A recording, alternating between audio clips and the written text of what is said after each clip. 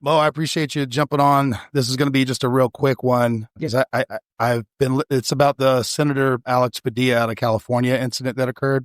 Right. And I tried to, this is not a political thing. I don't care. He's a Democrat. None of that matters, but I haven't heard a good clarification as to what happened and why it happened and all the reasons that are getting spun up in the media and politically. It's driving me crazy. So this is one of those few things where this is going to be like a real short one, but it's a response to what happened, why it happened, and address some of those things. So we were kind of talking, for those who don't know or are unaware at this point, Senator Alex Padilla, I'm going to say barged in while Secretary Kristi Noem, head of DHS, who has Secret Service protection, was giving, I'm going to call it a private press briefing. There is a difference. It doesn't really matter, but she was talking to the press by herself in a room answering questions. These things happen all the time.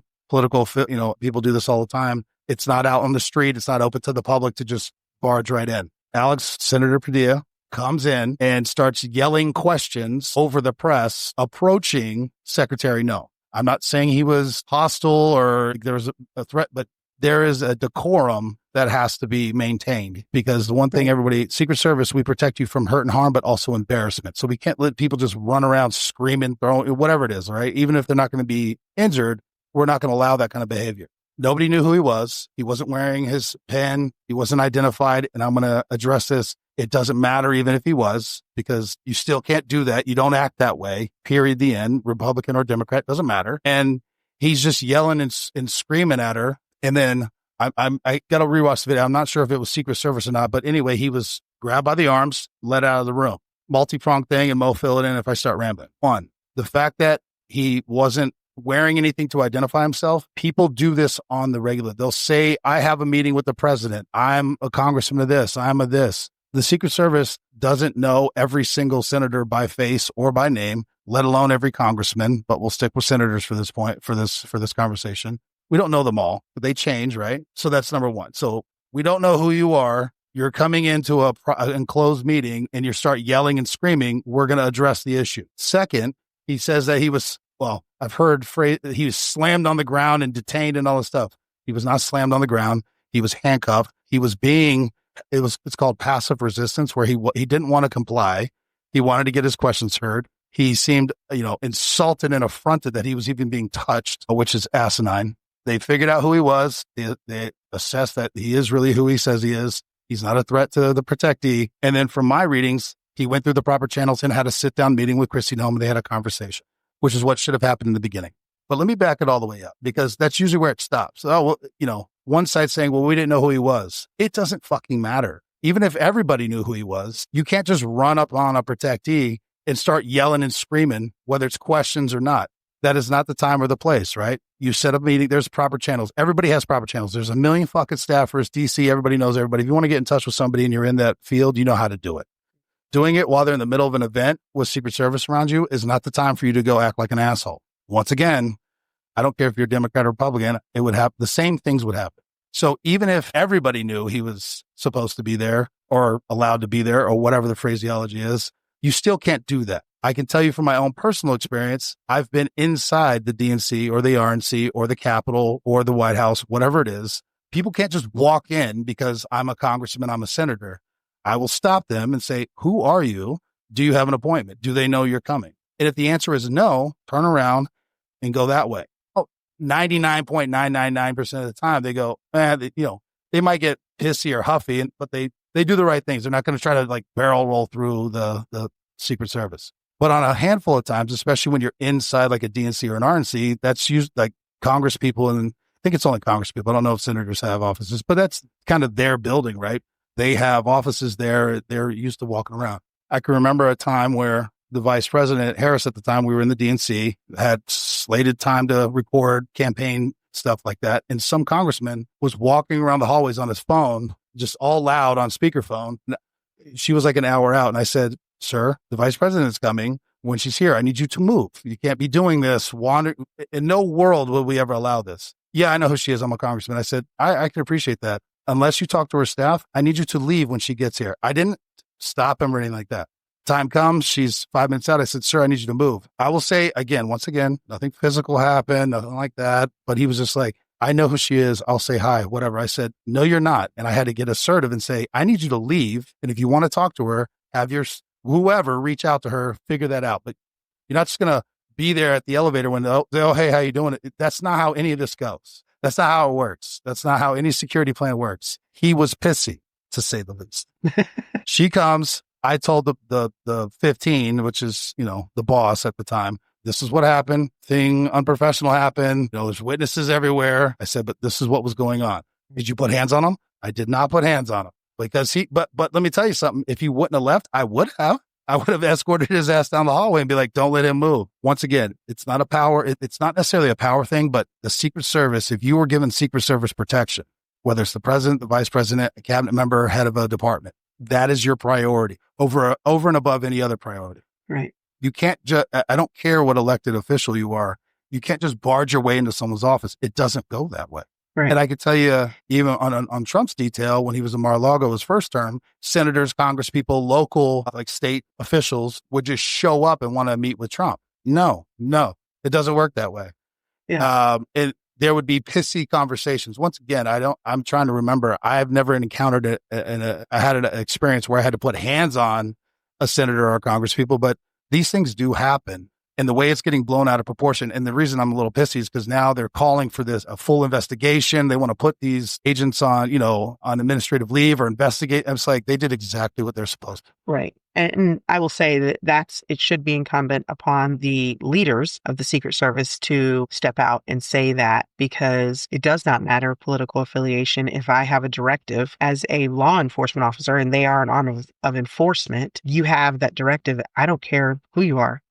Like I told you before, I was never Secret Service, but I was a local that was used to augment Secret Service. And I didn't care what president we were protecting or what candidate that had protections that we were there to assist with. My stress level was the same because I had a job to make sure this person was alive when they left. And that's, to me, I would think that's the same ideology the individuals that are on the details have as well. Doesn't matter who you are, doesn't matter who the person is they're protecting. They have a job to protect that person and they're going to execute that job against whoever they come up against. So I can tell you the videos that I watched, several of the reporters that were talked to, they haven't talked to actually the agents, but several of the reporters said, who have been in California, who some of them are even local, said, I did not recognize him as the senator first and foremost. So while it doesn't matter, so this is for all intents and purposes, a strange person barging into a interview that is going on that's supposed to be private, quasi-private, or whatever you want to call it at that point, and trying to address the protectee.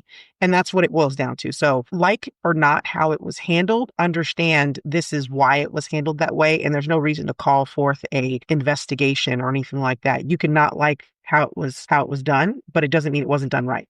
Yeah, and what investigation? It's all on tape. Right.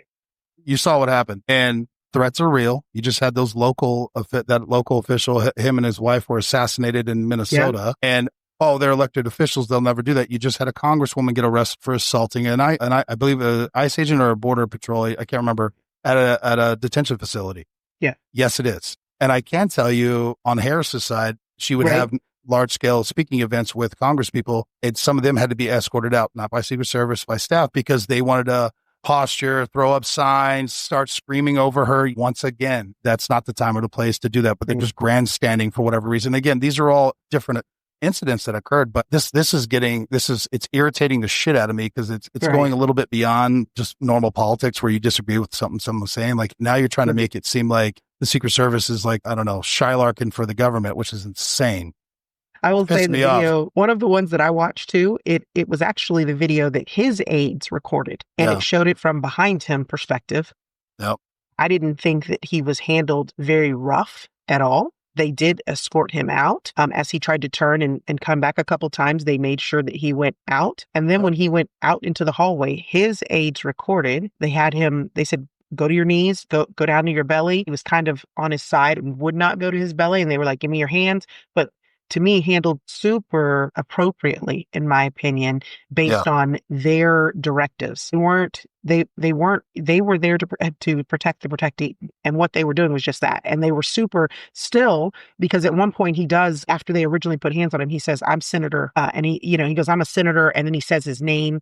So I think they were still there at that point to be like, okay, we're not going to just dump him, like, but I think that there has to be some accountability on his part with knowing the decorum of how it should be done and understanding that you can't come in with that level of aggression and expect not to be met with some level of aggression. I will say he did a press conference out on the steps later on, and he was very, very adamant to be clear. And I got the impression almost he was told to make sure he says these things. I was not arrested. I was not detained. I was handcuffed. Like, he used those words. And so I don't know if someone said, make sure you say it this way. But he even clarifies that it wasn't an arrest. It wasn't a detention. They did handcuff him. He just didn't indicate that the handcuffing was warranted based on the response to him. His status as a senator, which once again, I'm going to just a couple things. The initial incident happens. Keep in mind, Secret Service has no idea who this guy is. And I'm going to just say, even if they did, still doesn't matter, in my opinion. They didn't know who he was. Some dude just busting up in there yelling and screaming at their protectee. He's lucky he didn't get fucking dumped, because once again, a few days prior to that, they had somebody get assassinated. Right. The shit is real, right? It is. The threats against the protectees is fucking real. And then the way they, again, de-escalate. But again, what I'll say is they didn't do all that because he started to somewhat comply. I say passively resist because he didn't want to do it, right? He was pushing back. He didn't want to go. He's doing that's passive. It's not, he wasn't swinging at anybody. Good on his part, because he would have got his ass done. But even if you are, hey, that is Senator Alex Padilla. We know who that guy is. And he's yelling and he's pushing and he wants to cut. Dude, you're going to get your ass dumped and handcuffed. You cannot do that. It doesn't matter. Just because you're an elected official doesn't mean you can just start, thumping cops and federal aid. No, it doesn't work that way. And again, he did not do that. I'm not trying to say he did, but this whole, they didn't know who he was. I'm telling you, even if they did know who he was, they still did the appropriate action. And honestly, I have nothing but just watching them. I didn't know those agents specifically, but very professional. I don't know. I've tried to tell people this before. Secret Service do all this training, and 99% of our job is standing around in suits. Our feet hurt, our legs hurt, our back hurts. We're waiting for the next thing, the next movement, whatever. But we are like super honed in on, we are like, if somebody crosses that line, like all my training gets to be unleashed, kind of a thing, right? So it's not that you want anything to happen. A good day is when nothing happens. But if it does, it's almost like finally, boom, and you get to do that. So the fact that they didn't do that is, nothing but kudos to them.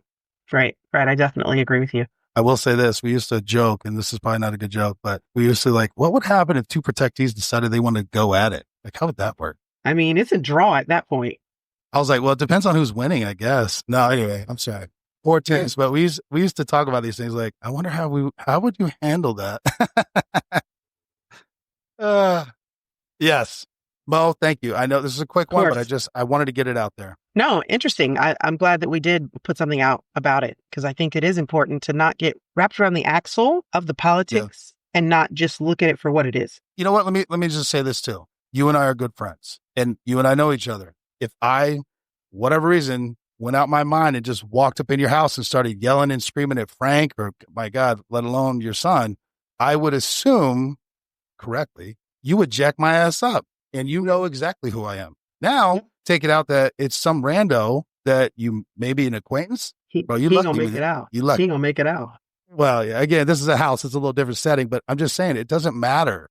Right. You know you or not. Like, you can't act like that. That's crazy. You still can't act like that. That's the thing. You live and learn, I guess. And the other thing, too, I want to say is people, you can't downplay what just happened in Minnesota. That has to put everybody on edge about that's in the political world and has the charge of protecting politicians. So wild. Wild shit. Thank you, Mo. I appreciate it. Of course, man. See you on the next one. All right. Bye.